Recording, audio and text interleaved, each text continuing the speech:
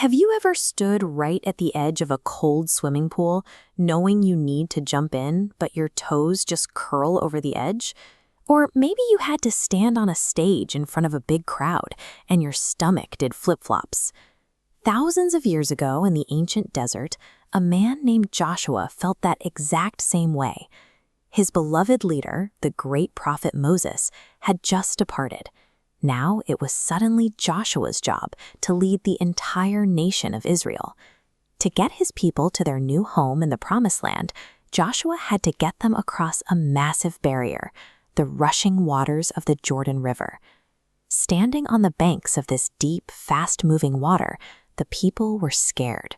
Without bridges or boats, crossing over safely looked completely impossible, and even Joshua must have felt the heavy weight of the moment. Let's take a quick pause. Have you ever had to do something really hard? Think about who helped you. We all face our own deep rivers in life, moments where the obstacle in front of us feels entirely too big to cross all by ourselves. When Joshua looked at that rushing water, God gave him a clear instruction: be strong and of a good courage. That courage wasn't going to come from having big muscles or an unbeatable battle plan. Joshua could be brave because God promised Jehovah would be right there with him.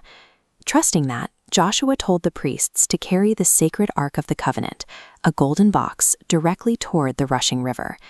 Here is the most important part of what happened next. God could have dried up the riverbed while everyone was standing safely on the dry dirt, but he didn't. The water continued to rage right up until the exact second the priests took a step of faith. The river only stopped flowing and pulled back after they put their bare feet down into the dangerous water. By taking that physical first step into the river, the Israelites showed God they trusted him before they could see the safe path. Let's pause again. Why do you think God wanted them to get their feet wet before he actually parted the water? Having faith means we don't always get to wait for the path to be perfectly safe and dry before we move.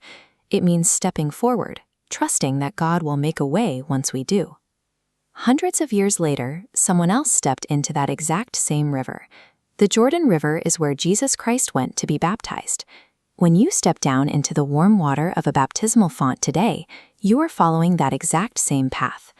For the ancient Israelites, crossing the water meant leaving the wilderness behind to enter a promised land.